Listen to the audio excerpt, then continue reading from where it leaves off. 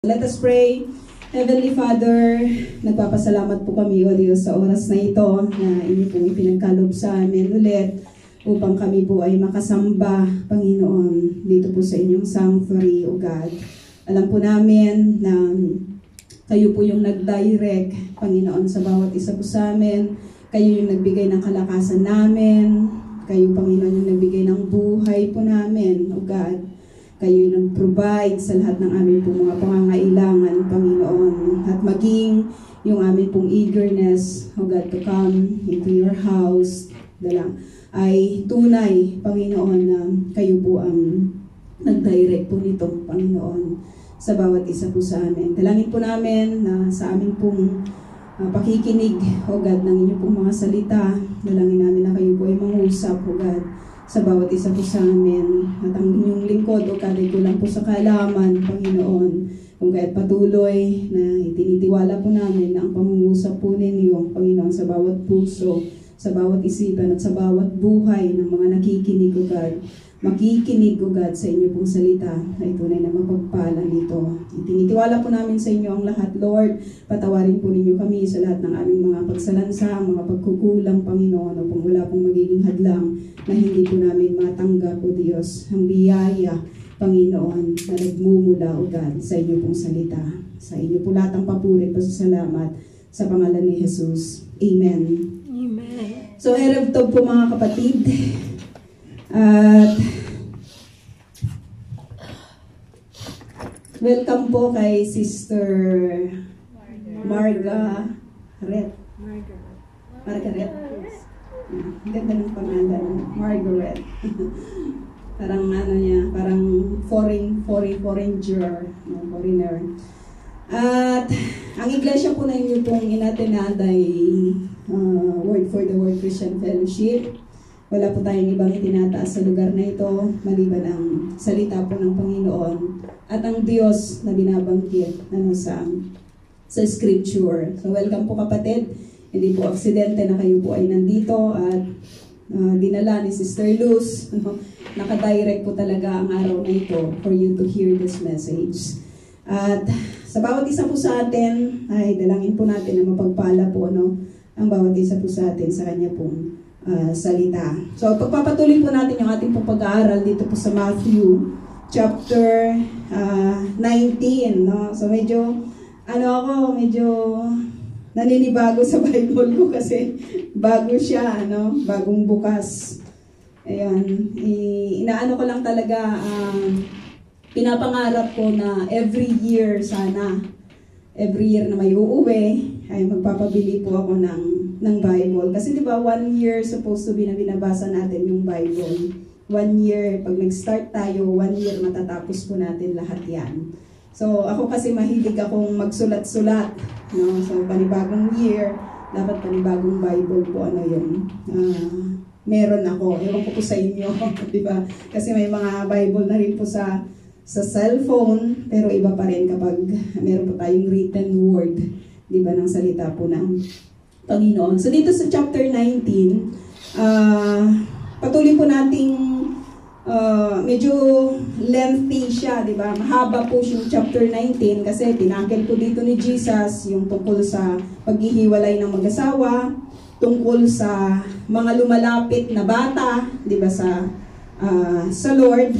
At ngayon ay titignan naman po natin ang isang kwento ng isang tao na hindi po siya pinangalanan. Hindi po siya pinangalanan, pero yung tao po na ito ay nagnanais ng isang bagay na mahalaga. Sa inyo mga kapatid, ano po yung pinakamahalaga sa inyo? So maring sabihin po natin, my family is very important to me. Mahalaga sila sa akin. Yung aking anak, yung aking asawa, yung aking magulang, di ba, yung aking mga kapatid, yung aking possession, di ba, yung aking property, yung nabili kong sasakyan or whatsoever. No, marami pong kino-consider ang tao na mahalaga sa kanya. At hindi po kaiba yung kwento na ito na babanggitin po sa atin ng Bible. At mula po dyan po sa kanyang title ay sinasabi po niya na yung tao po na ito ay isang binata. No, sino po sa atin ang binata? No, si Brother Bernie ay binata. Sino naman po sa atin yung dalaga? Diba? Yung dalaga hindi pa nakakapag-asawa. Sino naman yung may asawa? So yung kwento na ito, hindi lang siya isang binata, kundi isa siyang mayaman na binata. Diba?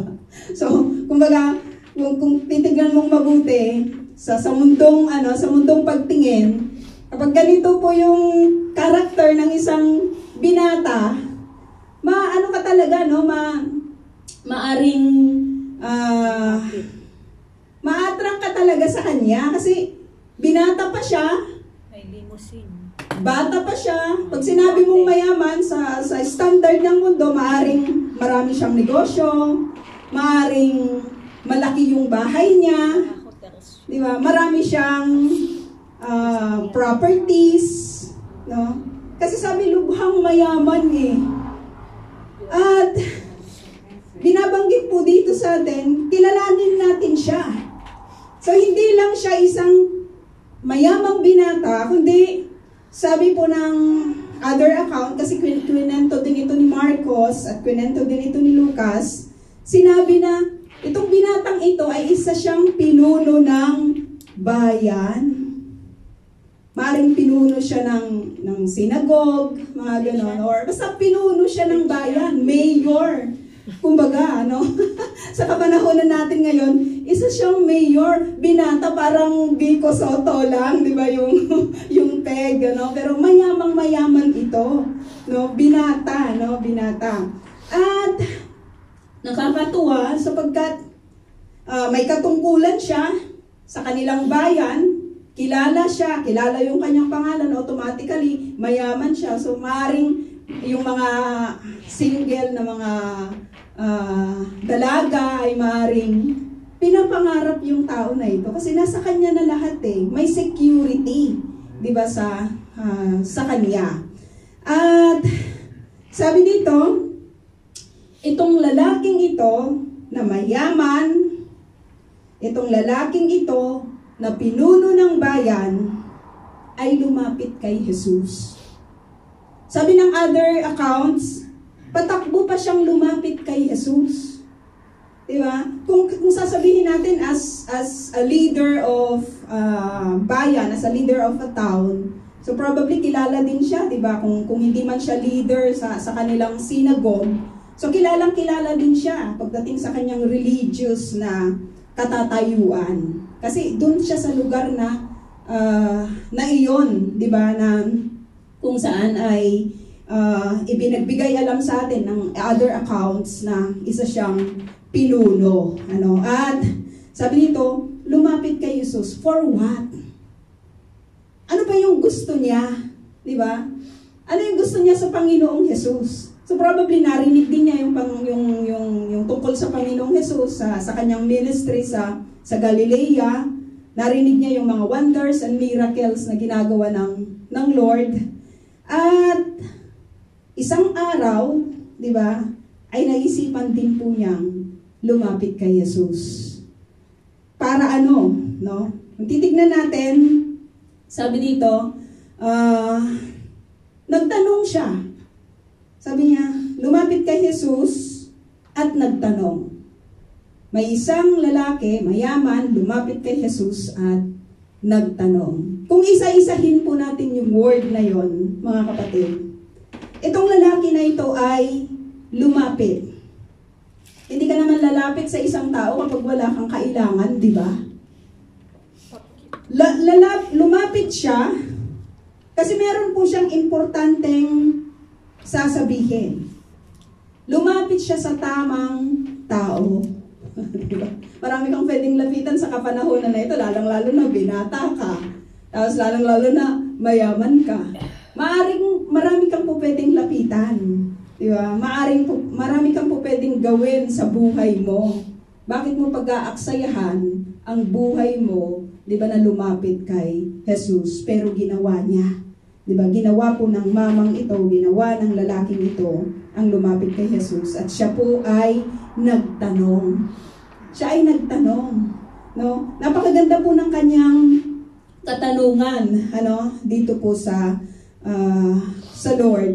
Sabi niya, Guro, anong mabuting bagay ang dapat kong gawin upang makamtan ko ang buhay na walang hanggan? That is the best question, I think, na pwedeng itanong ng kahit na sino man. At itong lalaki na ito ay hindi po siya naging exempted, 'di ba, sa kaisipan na after ng buhay po na ito, ano ang mangyayari sa kanya? After ng buhay na ito, may patutunguhan ba yung buhay niya? Kasi kung marami kang properties, kanino mo ito iiwan? Di ba? Kung marami kang dala-dala, no? Kanino mo ito, binata siya wala siyang anak. Di ba? Wala, sabihin man natin, meron siyang mga kapatid, we don't know, hindi na ibinagbigay sa atin yung specific, di ba, na details, kung meron man siyang kapatid, o kung paano po niya na-acquire, di ba, yung kanya pong kayamanan, pero meron siyang eagerness to know about eternal life. Ano ba yung tungkol sa eternal life, Lord? Kasi kahit sa isang ordinaryong Hudyo, di ba, he is also considering, di ba, the fact na after this life ay hindi ito magtatapos dito.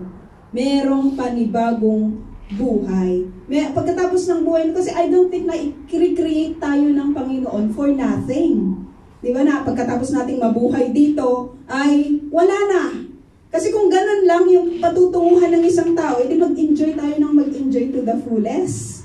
Di ba? Kasi pagkatapos nating mamatay, wala na Pero hindi ganun, yung ipinagbibigay alam sa atin ng Lord. He felt the need. He felt the need. Naramdaman niya may kailangan siya.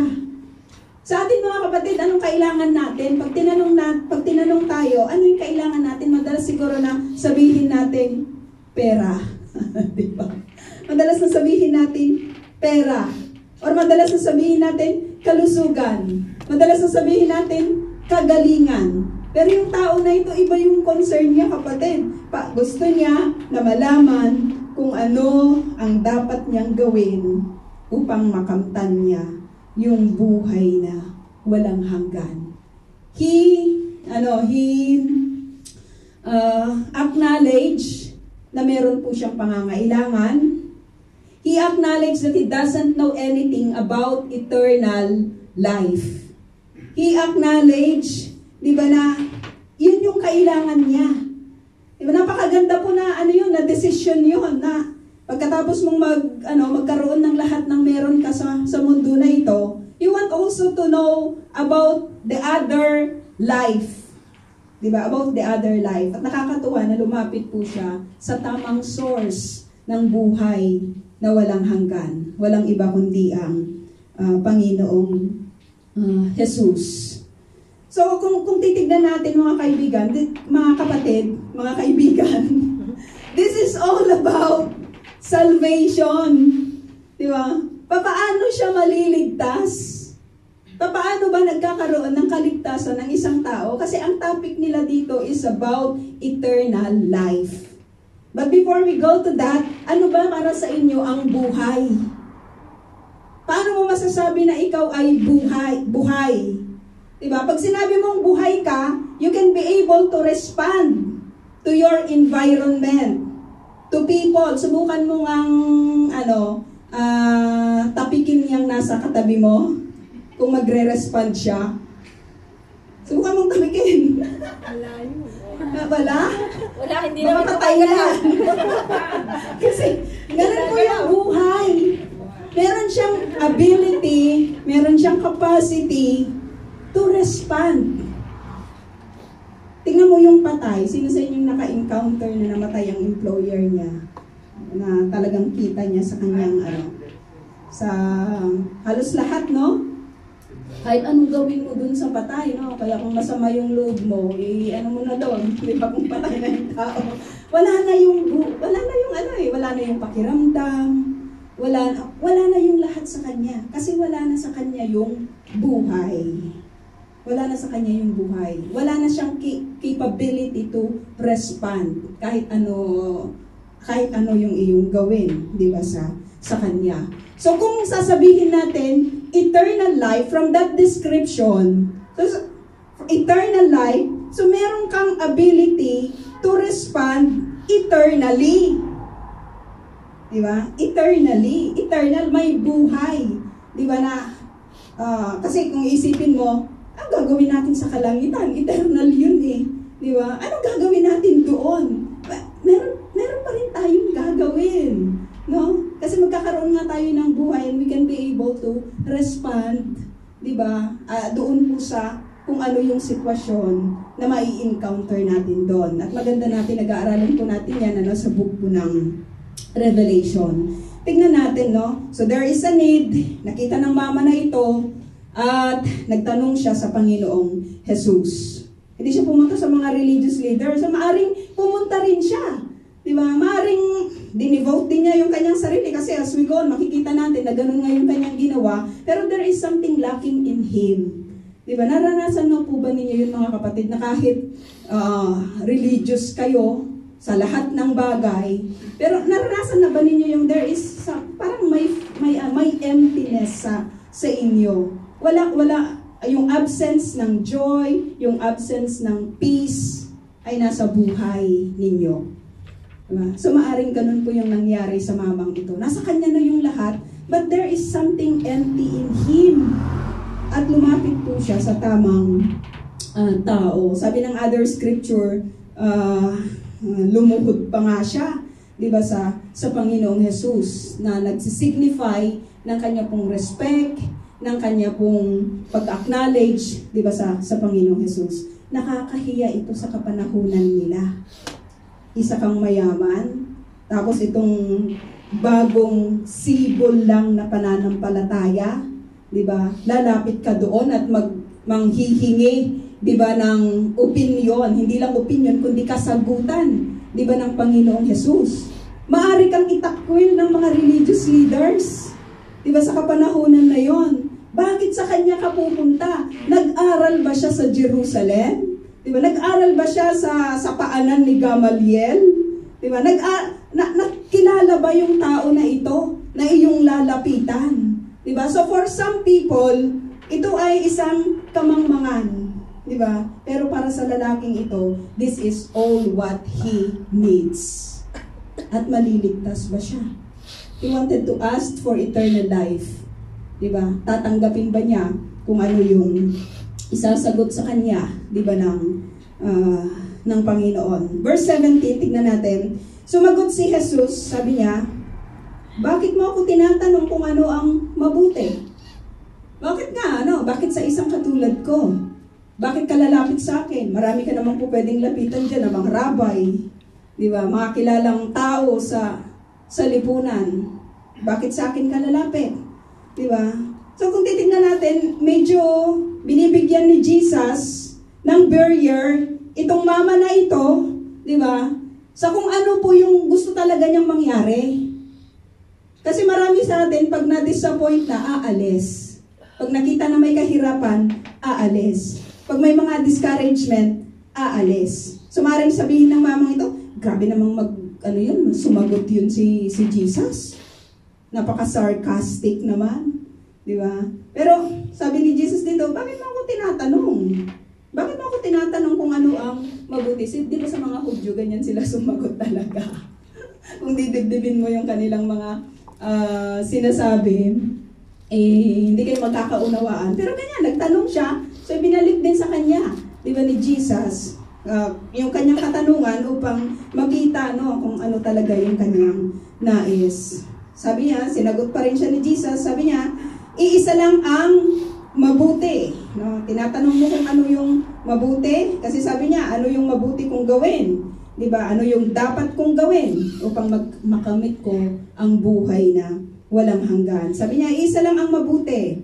Ngunit kung nais mong magkamit ng buhay na walang hanggan, sabi niya, sundin mo ang mga utos ng Diyos. Ingatan mo, sabi, ang mga utos ng Diyos. Sundin mo ang mga utos ng Diyos. So sabi ni Jesus dito sa mamang ito, mga kapatid, if you want to know the answer, sabi niya, sundin mo yung utos ng Diyos. Wala namang ibang walang, kasi sa tingin mo siguro, meron akong ibang panukala patungkol sa eternal life, pero wala. Sundin mo kung ano yung ibinigay na sa inyo. Sundin mo ang utos ng Diyos. At nakakatuwa po yung response ng mama na ito sa verse 18. Sabi niya, alin sa mga iyon? Kasi marami naman talaga, di ba? Alin sa mga utos ng Diyos ang dapat kong sundin? Kasi sa dami nun, di ba mga kapatid, sa mga Hudyo, 600 plus, di ba yung mga laws nila? Yung mga kinuha nila lahat sa first 5 books ni Moses. Tapos, ninumberan po nila yon, di ba, nasa 600 plus, di ba, yung mga laws na kanila pong sinusunod. So, it is a typical answer, it is a typical question, kung saan sa mga yon, di ba, yung dapat po niyang sundin. So, let's continue. Tanong niya, sumagot si Jesus, this is one thing that I love sa Panginoon. Anything and everything na tatanungin po sa Kanya, meron po siyang kasagutan. At kapag ang Lord po yung nagbigay, mas magiging matatag po yun at mas magiging panatag, di ba, ang kasagutan. Sumagot si Jesus, sabi niya, in-specify po niya, nakakatuwa lang kasi sa Lord, alam niya at natatalastas niya ang isip at puso ng tao, di ba? Kilala niya kung sino yung kausap niya. Alam niya kahit hindi pa lumalapit or whatever, yung katauhan ng tao na ito, He knows it already. No? Kilala po niya kahit gaano pa kalihim yung tao po na ito. Merong passage sa scripture na sinabi niya, natatalastas niya nasasaliksik niya kung ano yung nasa puso at isip, di ba, ng isang tao. At nakaka-amaze na doon po sa mga utos ng Diyos, kung sasabihin po natin 10 commandments of God, yung sasabihin po ng Lord, sinabi lang po niya yung half. Di ba, napansin niyo? Yung second half, di ba, of the commandments. At ano po yung mga yon? Huwag kang papatay. Sabi niya, huwag kang papatay, huwag kang mangangalunya, sabi niya, huwag kang magnanakaw, huwag kang sasaksi ng walang katotohanan, igalang mo ang iyong ama at ina, at ibigin mo ang iyong kapwa gaya ng pag-ibig mo sa iyong sarili. So yung ano lang ninyo, yung kalahati ng commandments, hindi na niya sinabi yung mga first 5, di ba, na mga nakalagay sa Exodus. Dito lang talagang dinirect niya yung mama na ito, no, regarding sa mga commandments na ito. You wanted an answer na specific. Ito yung commandment, no? Sabi ng Lord, huwag kang papatay, huwag kang mangangalunya, huwag kang magnanakaw, huwag kang sasaksi ng walang katotohanan, igalang mo ang iyong ama at ina, ibigin mo ang iyong kapwa gaya ng pag-ibig mo sa iyong sarili. So back to his wants. He wanted eternal life, and Jesus answered him na kailangang ingatan niya, kailangang sundin niya yung mga bagay na ito. At yung response niya nakaka-amaze ulit, mga kapatid. Ang sabi po niya, sinabi ng binata, sinunod ko na po lahat. Sinunod ko na po ang lahat ng iyan. Di ba? Sinunod ko na po lahat. Sinunod ko na po lahat ang mga iyan. Di ba? Wow lang talaga, di ba? Mapapawaw ka lang talaga, ano, sa sagot, di ba, ng ng binata na ito. No? Alam mo yan, sabi niya, hindi ako pumatay. Maaring totoo, wala siyang pinatay. Diba? Maaring totoo, wala siyang pinatay. Maaring totoo rin na kahit binata siya, hindi siya nag-indulge to, kasi binata siya hindi siya nangalunya. Maaring totoo din yon. O maaring, pag sinabi natin, may nagkasala man siya, kunyari sa, or hindi siya nagkasala sa fornication. At maaring totoo naman na hindi siya nagnakaw. Kasi, di ba, mayaman siya. Para saan at magnanakaw siya? Di ba? Nasa kanya na lahat. Lubha siyang mayaman. So, totoo yan, no? Ito yung sinabi ni Jesus, huwag kang sasaksi ng walang katotohanan. Maaring totoo naman.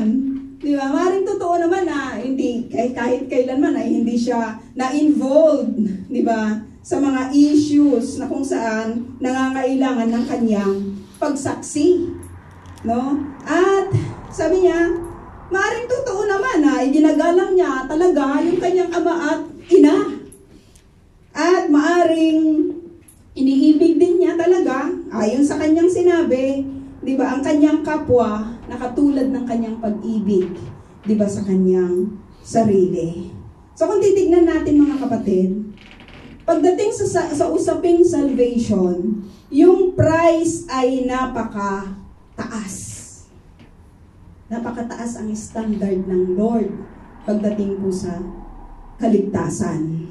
Ano? Pagdating sa kaligtasan. Kasi kung yung mama na ito, sabi niya sa sarili niya, nasunod ko lahat yan eh. Sa inyo, maaaring sa atin, hindi ka nga pumatay. Pero merong part sa scripture na sinasabi si Jesus, di ba na, hindi ka nga nag-commit ng murder, pero nagalit ka naman sa iyong kapatid.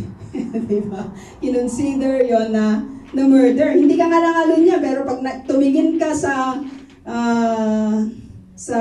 iyong kapwa na may pagnanasa, ay nangangalunya ka na rin.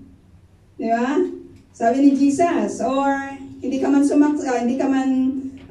gumawa, di ba, ng mga pagsaksi, sabi, it is very impossible.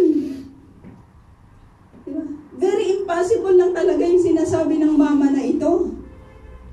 Alam mo yun? Alam mo yung nakikita natin sa binata na ito? He thinks that he is perfect. Di ba? Hindi niya makita yung kasalanan niya. Alam mo yun? Kasi kapag hindi niya nakita yung kasalanan niya, how can he confess his sin? Kasi ang isang requirement ng salvation, mga kapatid, is confession and repentance. Diba? Confession and repentance. How can he make his confession? How can he make his repentance if he doesn't acknowledge his sin? Walang acknowledge sa sin kasi perfect siya sa pagkaka-alam niya, di ba, sa kanyang sarili. In short, self-righteous. Di ba, maaaring sabihin natin, self-righteous yung tao na ito. Subukan nating magtanong sa lahat ng mga tao. Di ba? Papunta ka ba sa langit? Or papunta ka sa impyerno? Ito madalas tanong ni Pastora, di ba? Maraming sasagot ng sa langit. Kahit nga yung mga namatay, di ba? Sa heaven yung dinideclare ng tao na punta niya. Ipapahinga na siya sa ng Lord. Namatay yan sa kalasingan niya. Di ba? O namatay yan sa kanyang mga pagkakasala. Tapos sasabihin pag may mga may mga nagsasalita na sa harapan tungkol sa kanya, mabuti siyang tao, di ba? Kinuha na siya ng Lord. Madalas ganun, yung mga sinasabi. There is really a very big problem sa mama na ito. He wanted salvation. He wanted eternal life. Pero ang problema, hindi niya makita yung sarili niya na nangangailangan. Wow! Gen Z.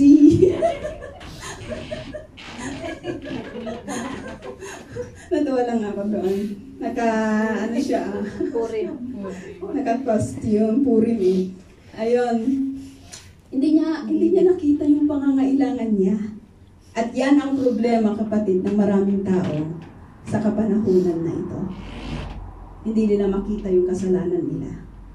Kasi pagdating sa evangelism, if you pinpoint the people or their sin sa tao, aayawan ka nila eh. Di ba? Hindi ka nila tatanggapin. Katulad ng mama po na ito, he thinks that he is perfect and hindi niya makita, di ba, yung kanyang kasalanan. Kasi sabi niya, mula pagkabata, di ba? Mula pagkabata ay sinunod ko na po lahat yung mga utos na iyan. Sinunod ko na lahat. Di ba? Ano pa ba yung dapat kong gawin? He really wanted, we can understand, kapatid, that he really wanted eternal life. He really wanted eternal life. Sabi dito, sumagot si Jesus, kung ibig mong maging ganap, sa other accounts, sabi doon na magiliw siyang tinignan ni Jesus. Alam mo yon? May pagkagiliw, may pag-ibig. Jesus, sabi doon sa other account, tinignan siya ni Jesus ng may pagmamahal. Alam mo yun? Tinignan siya ng may pagmamahal. Kasi di ba natatalastas ni Jesus yung yung puso at isip ng isang tao, and tinignan niya ito ng may pagmamahal, yung binatang ito. Gusto talaga niya ng eternal life. Gusto niya ng eternal life. No? Pero sabi dito, kung ibig mong maging ganap, ipagbili mo ang lahat ng iyong ari-arian at ipamahagi sa mga mahihirap at magkakaroon ka ng kayamanan sa langit. Pagkatapos bumalik ka at sumunod sa akin.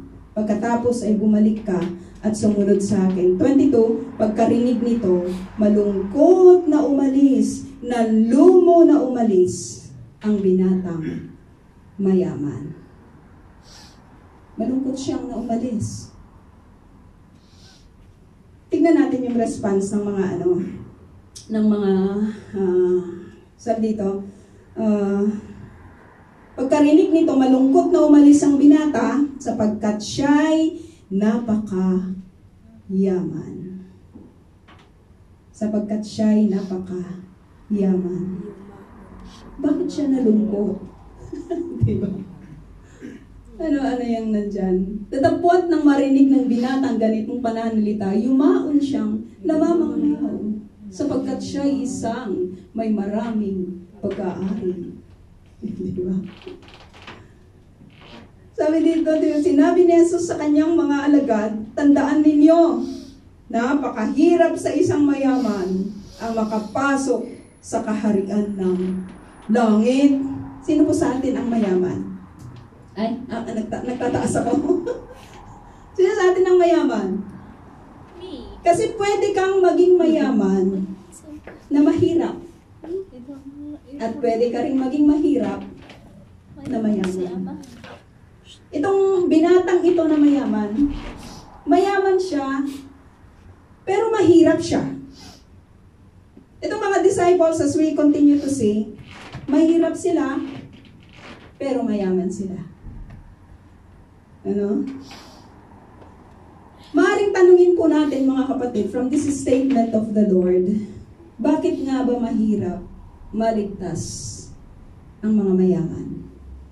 Ay, save tayo dun kasi ito napakayaman, maaaring sabihin natin, buti na lang, hindi ako mayaman. Bakit ba mahirap sa isang mayaman ang maligtas? I know that you have there in your mind, di ba, yung mga answer. At bibigyan ko po kayo ng ilan lang sa mga maaring karagdagan sa inyo pong mga iniisip. Sapagkat yung mga mayayaman, their hope is in their possessions. Diba? Kaya nga nagpapalagay sila ng maraming CCTV. Kaya nga nagpapalagay sila naglalagay sila ng kanilang mga matitipunong mga security. Diba? Kaya nga yung kanilang bahay ay talagang doble-doble yung doble-doble yung mga pader. May kuryente pa. Kasi yung kanilang riches, yung kanilang hope ay nasa kanilang possessions. Kapag marami kang bodyguard, safe ka. Diba? Kapag marami kang nasa iyo na lahat, yung pinakamagandang sasakyan, diba? Comfortable ka sa lahat ng bagay, so you are putting yourself, diba? Doon po sa mga comfort ng mundo po na ito. And it's not bad. Hindi naman masamang yumaman eh. Lamang, ang pagkakaiba po nun mga kapatid, if you put your hope in those riches. Kasi kapag ipinut mo na yon, diba, yung hope mo sa mga riches na yon, wala nang sense of depending on God. Bakit ka pa magdidepend sa Lord? Pwede namang bilhin yung tao. Diba? Ba't ka naman magdidepend sa Panginoon kung pwede ka namang kumuha ng maraming aso? Diba? Para sa yung security or yung mga military, may mga alarm, nag-alarm tayo, diba? Dahil may mga magnanakaw.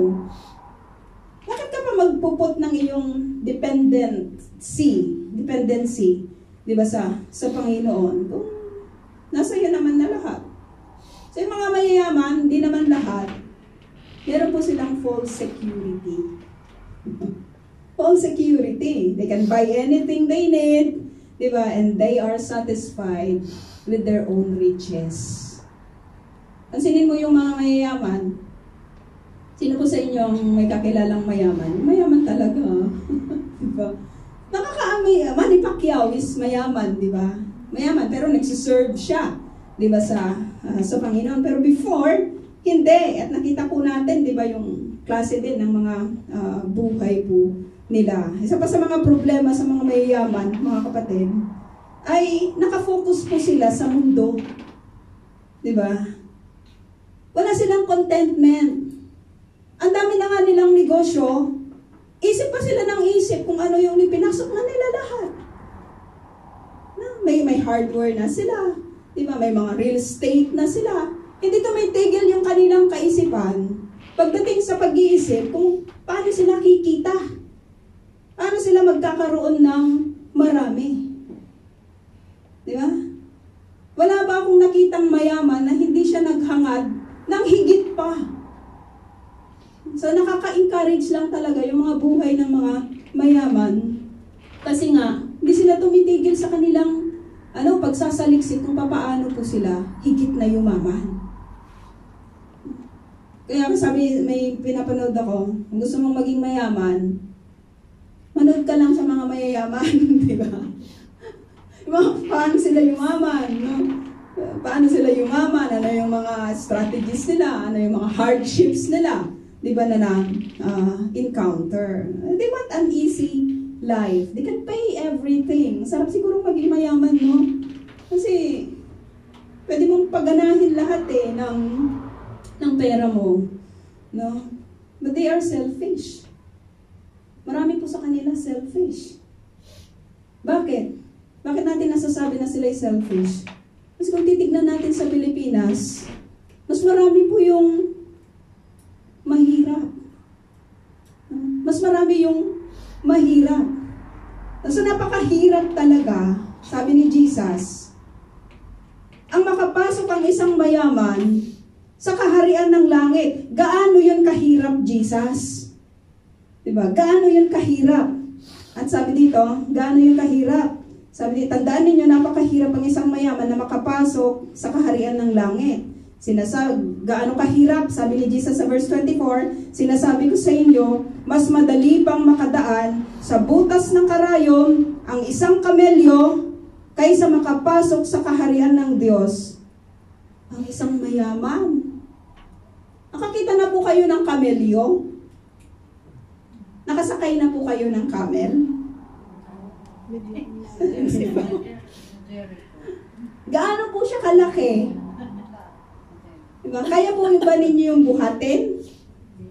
Hindi kaya buhatin, di ba? Mas mataas po ba siya sa tao? Mas mataas. Mas malaki po ba yung kamelyo sa karayom? Karayom, yung pantahe. Grabe yung sagot ni Jesus, kapatid. Sabi niya, yung isang kamelyo, sabi niya, mas madali pang makadaan sa butas ng karayom. Hindi naman, dito si Jesus, no? Hindi naman siya, sorry for the word, hindi naman siya siraulo, na magbibigay ng ganitong example sa kanyang mga disciple. Diba? Sabi niya, mas madali pang makadaan sa butas ng karayom ng isang kamelyo kaysa makapasok sa kaharian ng Diyos ang isang mayaman. Paano yun, mga kapatid? Diba? Paano papasok yung isang kamelyo sa isang butas ng karayom? That's impossible. No? Impossible lang talaga. So sinasabi niya dito, imposible talagang makapasok ang mga mayayaman sa kaharian ng Diyos. Imposible. Imposibleng mapasok ng isang kamelyo, yung isang butas ng karayom. Na ganun katindi yung kalalagayan ng mga mayayaman. Bakit? Bakit, mga kapatid? Kasi when we speak about salvation is for those who forsake all. Diba? Ibig sabihin, abandonment of everything. At hindi tayo lalapit sa Panginoong Jesus in our own terms. Ulitin mo nga yan sa iyong sarili. In my own terms. Salvation is not in your own terms. Ang kaligtasan ay hindi. Ano yung term? Hindi sa term ninyo, no? Hindi sa nais ninyo. Hindi sa gusto ninyo. Hindi ka makakapasok, hindi ka magkakaroon ng eternal life ayon sa gusto mo. Diba? Ayon sa nais mo. Kahit ngayong paglilingkod sa Panginoon, hindi maglilingkod ang isang tao kung sa paraan na gusto niya.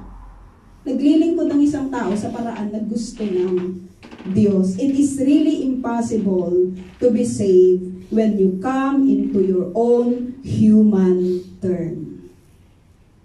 Itong mama na ito, he doesn't want to submit to the Lord. No? Sa isang area ng buhay niya, he does not want to give his possession. Kasi pag ibinigay niya yung lahat ng kanyang possession, what is left? Yung submission niya to God and dependency sa Panginoon. He doesn't want to depend on God. He wanted to depend on his riches. Failure. Diba? Umalis siya. Maraming umaalis sa Panginoon, mga kapatid. Kasi ayaw nilang sumunod at magpasubmit sa Panginoon. Gusto nila maglingkod sila, gusto nila maligtas sila sa human term nila. No? Sa pagkakaunawa nila, sa pagkakaintindi nila ng gusto nilang service, di ba, sa Panginoon. At sabi dito, grabe yung response ng mga nung mga disciple.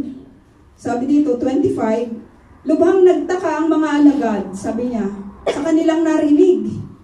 Kaya't nagtanong sila kung gayon, sino po ang maliligtas? Sino yung maliligtas? Kung hindi maliligtas yung mga mayayaman, na po pwedeng makabili ng maraming sacrifices, paano yung mahirap na hindi man lang makabili ng sacrifice sa sacrifice niya? Yeah. Paano na lang siya? Diba? Kung hindi siya maliligtas, sino na lang ang maliligtas? Kung hindi maliligtas yung mga mayaman, itong mga mahihirap ay kandahirap din sila, di ba? Kasi kung ang requirement ay sacrifices, mahihirapan sila, di ba na makabili. Mahihirapan sila makabili. Magkano ang isang karnero sa kapanahunan na iyon, di ba? Kung medyo mahirap ka, pwede na yung kalapati. At kung sobrang hirap ka pa kaysa doon sa sa kalapati, ano yung pwedeng ibigay? Maya. Ha? Maya. Maya. Di ba? O pwede yung tinatanggap ko ng Panginoon, pero napakahirap pumuli nun. So, sino na lang ang maliligtas? So, naintindihan natin itong mga disciples. And one thing, mga kapatid, na na-encounter ko sa aking pagbabasa, alam po ba natin na most of the disciples ay nag-start silang bata? Mga bata, probably nasa below 20 years old sila. Isa lang ang matanda sa kanila, si Peter, di ba? Kasi there was a law in the Old Testament na kung saan, di ba, yung magbabayad ng temple tax ay nasa nasa above 20 years old. So naalala ba ninyo yung isang account na kung saan pinagbabayad si Jesus at saka si Peter ng kanilang temple tax? Sabi ni Jesus kay Peter, mamingwit ka doon sa sa ilog. Sabi niya, yung una mong mamingwit, buka mo yung bibig nun. Sabi niya, kunin mo yung coins at yun ang ibayad mo para sa ating dalawa. So, yung iba, paano naman? So probably, yung mga iba, di ba, ay wala pa silang 20. Wala pa silang 20 years old. Si Peter is above. Jesus is only between 30. Di ba? 30. Mga bata din po yung mga nagsimulang mga disciples, di ba, ng Panginoon. At ito yung kanilang tanong. Sabi niyang ganon, nagtaka sila, sabi niya, kung gayon, sino po ang maliligtas?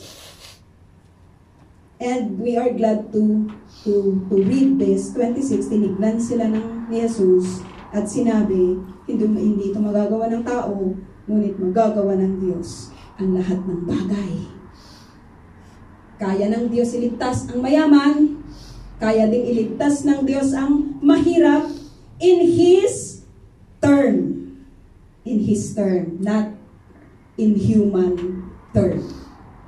In human term. So if you want salvation, mga kapatid, if you really wanted salvation, just like this man, na gusto niya, pero he failed to act, di ba, ayon sa term ng Panginoon, we should submit to the authority, di ba, ng Panginoon. So sabi dito, nagsalita na naman si Pedro. Sabi niya, hindi pa nakontento itong si Peter. Sabi niya, imposibleng makapasok yung mayaman, pero sa Lord, posible. Sa Lord, posible. Imposibleng makapasok yung mahirap, sa Lord, posible. Sa Lord, posible ang lahat ng bagay. Nagsalita si Pedro, tignan po ninyo kami. Iniiwan namin ang lahat at kami sumunod sa inyo. Ano naman po ang para sa amin? So if you wanted, if someone wanted or want eternal life, syempre gusto mong malaman kung ano naman yung makukuha mo. Ano yung makukuha mo if you want to submit yourself to the Lord? Maganda na tinanong po ito ni Peter kasi it's also for us, mga kapatid. Bakit pa tayo nagpapagal? Bakit pa tayo, alam mo yon, nagsisik, di ba, sa Panginoon? Ano yung makukuha natin? Ano yung makukuha natin sa paglilingkod natin sa Panginoon? 28, sabi niya, sinagot siya ni Jesus at sinabi, 28, sinabi sa kanila ni Jesus, tandaan ninyo ha, tandaan ninyo, sabi dito, kapag nagkahari na ang anak ng tao sa kanyang trono ng kaluwalhatian sa buong daigdig, kayong sumunod sa akin ay uupo din sa 12 trono upang mamuno sa 12 lipi ng Israel. So hindi masasayang yung pagsunod sa Panginoon sapagkat, alam mo yun, makakasama ako sa kaluwalhatian ng Diyos. Pagdating ng panahon, it's good to hope on that, mga kapatid. Not to hope for nothing. Not to hope for what this world can give. Mas maganda na mag-hope tayo, di ba, sa Panginoon. Pangako yan ni Lord. Tandaan ninyo, sabi niya, makakasama ko kayo. Di ba? Makakashare ko kayo doon sa kaluwalhatian. Gusto po ba ninyo yun, mga kapatid? Do you want to share yung sa glory, di ba, ng Panginoon? Kasi mas maganda dun eh. Kung may nag-o-offer man sa inyo ng higit kaysa sa offer ng Panginoon, piliin natin ang Lord kasi mas secured, mas panatag at mas maganda ang plano niya. Diba? Para sa bawat isa sa atin. Jeremiah 29:11, "For I know the plans I have for you." Diba? Plans to prosper you and not to harm you. Plans to give you hope. Diba? And a future. Ano pa? Ano pa yung makukuha natin kapag tayo sumunod sa Panginoon? Ano yung makukuha mo pa, Peter? Kapag ikaw na sumusunod sa Panginoon. Ito sabi niya, kapag iniwan nino man ang kanyang tahanan, no?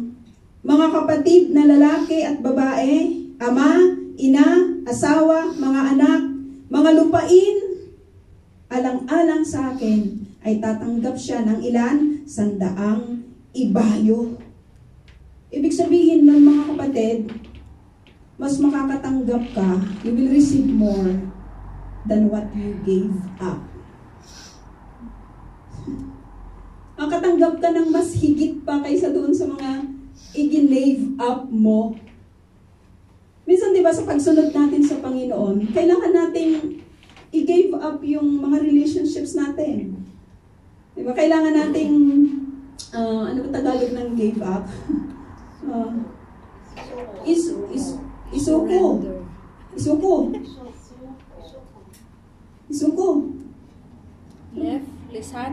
Lisanin. Kailangan nating ipagpalit. Minsan kailangan nating ipagpalit, no? Sabi dito, kung sino man yung nag-give up sa kanyang tahanan, yung comfort ng kanyang tahanan, nandun lahat kasi ang comfort sa home eh. Di ba? Maraming mga Kristiyano ang masyadong panatag sa loob ng kanilang mga tahanan and they don't do nothing. Kasi yung comfort nasa loob ng tahanan. At minsan naman yung mga kapatid ang dahilan. Hindi ako makapagligot kasi yung kapatid ko eh. Yung aking nanay at tatay hindi ko maiwan. Yung aking asawa ayaw. Diba? Yung aking anak walang mag-aalaga and whatsoever. Yung mga lupain namin walang mag-take care. No? Pero kapag give up mo yung lahat ng ngayon, sabi ni Jesus, alang-lang sa akin, makakatanggap ka ng more than what you gave up. What a promise, kapatid, di ba? Just like Job, nawala sa kanya yung lahat, pero ibinalik sa kanya ng Lord ng siksik liglig. Di ba? At umaapaw. Sa inyo, ano na po yung inyong mga give up sa Panginoon? Kasi kung wala pa, ano yung matatanggap? Di ba? Ano yung ating matatanggap? And last na makukuha po natin, sabi dito, at pagkakalooban siya ng buhay na walang hanggan. That's the reward. Anyone who will follow the Lord, who will submit to His authority, will be rewarded. At ang reward po na yun is eternal life. Ngunit, sabi dito, maraming nauuna na magiging huli, at maraming mauhuli na mauuna. So your choice. Your choice. If you want eternal life, it is possible to God in His term alone. So let us pray. Heavenly Father, nagpapasalamat po kami, O God, sa inyo pong paalala, Panginoon, sa amin patungkol, O Diyos, sa eternal life. Salamat na ang lahat, Lord, ng aming mga ginagawa ay inyo pong nababatid, Panginoon. At salamat sa inyong mga pangako, O God, that whatever we do, Panginoon, ay inyo pong nakikita ito, O God. And you will reward us, O Diyos, pagdating po ng panahon. Tulungan nga po ninyo ang bawat isa po sa amin na patuloy o na manangan sa inyo at magpasubmit, Panginoon, sa inyong authority. Sa inyo po lahat ang papurit, pasasalamat. In Jesus' name, Amen.